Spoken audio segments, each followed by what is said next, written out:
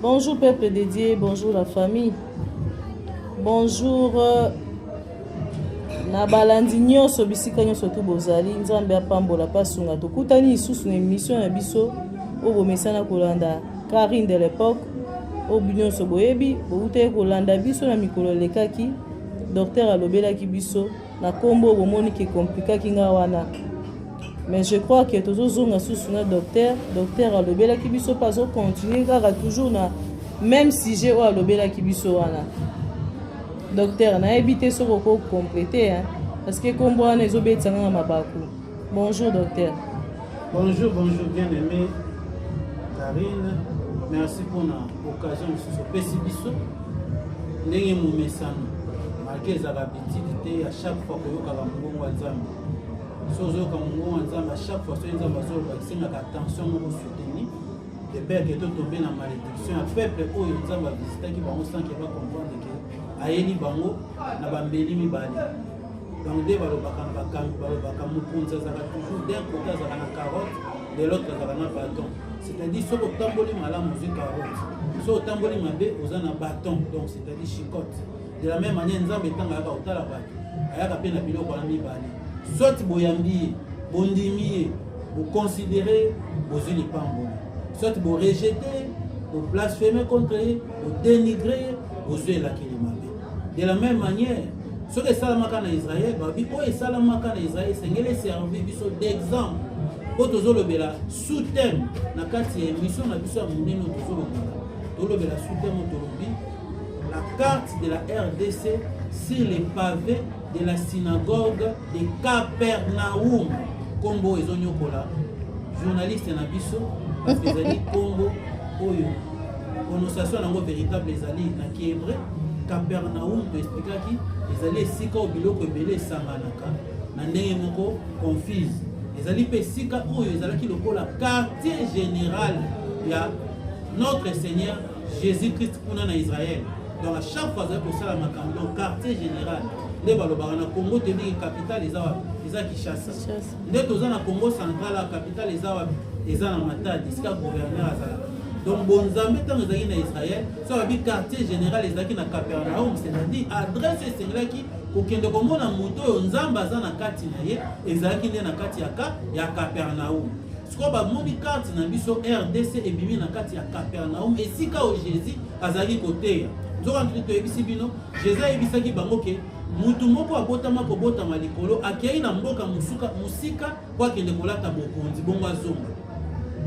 Or, l'Iwa Jésus-Christ, la mort et la résurrection du Seigneur Jésus-Christ. Oui, chaque fois, pour nous il faut kufa na lycée kwa naye. Mais kufa na lycée kwa, il faut toyeba kufa yango, so tozo kanisa yango pour na likambo nini. Biso etali biso na nini.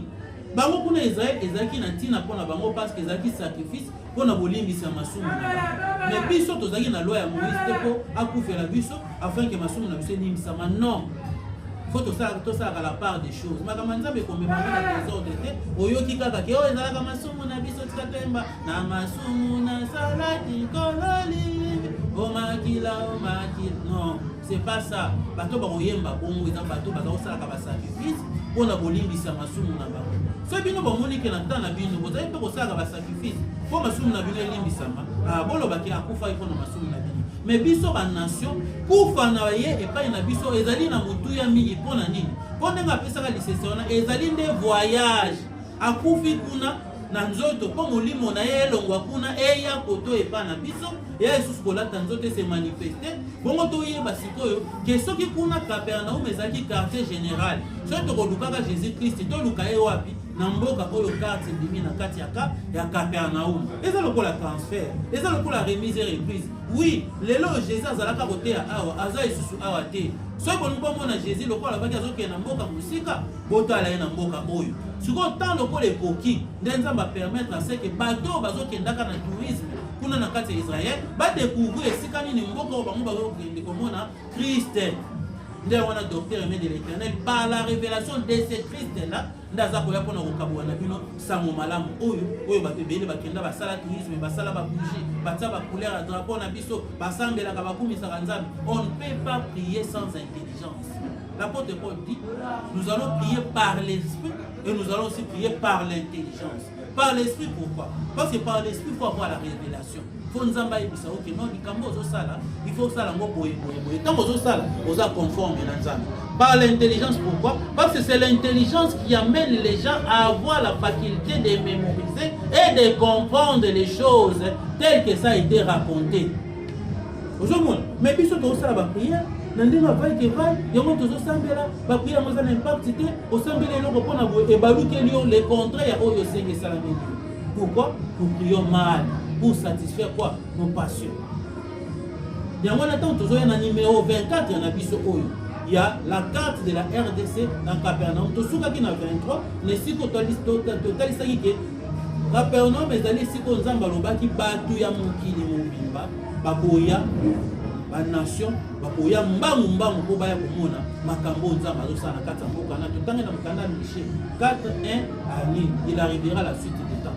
Autant babi à la suite des temps, c'est-à-dire qu'au temps il est Canaan, temps Israël est les temps ba nation e banda suite ya temps o ezaka na Israël suite na ngo sikoyo na mboko nzamba lobaki ndeto komona ke mboka o ya nzambe vilo ya nzambe ekozala élevé pour les kabamboka nyonso tout oyo nzamba lobela na kati ya mboka oyo na mokili oyo plutôt pe ekozala placer likolo ya bakoline expliquaki koline ezali pe kaka banation ezali élevé mais na baeffort ya bato technologique développement mais montagne ezali bavilo ezali élevé par quoi? Par la parole de Dieu.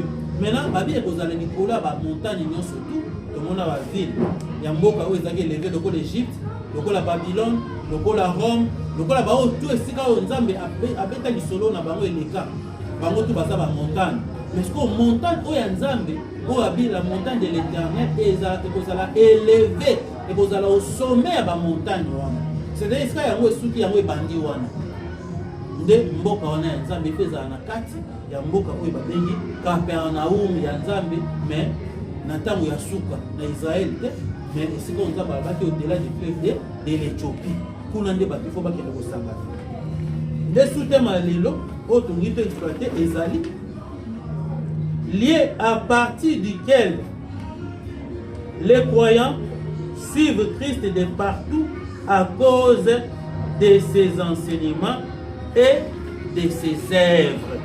Donc il y a na lombango mingi to lukango na mukanda ya Marc yo pesiko ozali lukango na mukanda ya Marc chapitre nango 1 verset nango 13 Marc 1 13 toke kotanga na kombo ya nzamba banzambe nyonso tout. Amen. Balobi boye na 12 babi aussitôt l'esprit poussa Jésus dans le désert où il passa 40 jours tenté par Satan. Il était avec les bêtes sauvages et les anges les servaient. Voilà. De partout où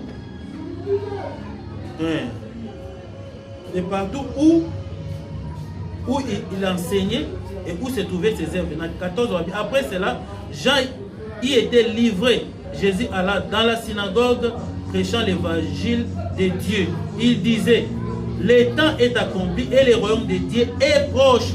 Répentez-vous et croyez à la bonne nouvelle. Docteur aimé de l'Éternel, se repentir et la bonne nouvelle. Parce que jusque-là, la bonne nouvelle n'est pas encore prêchée. Parce que la bonne nouvelle concerne uniquement et expressement le royaume de Dieu.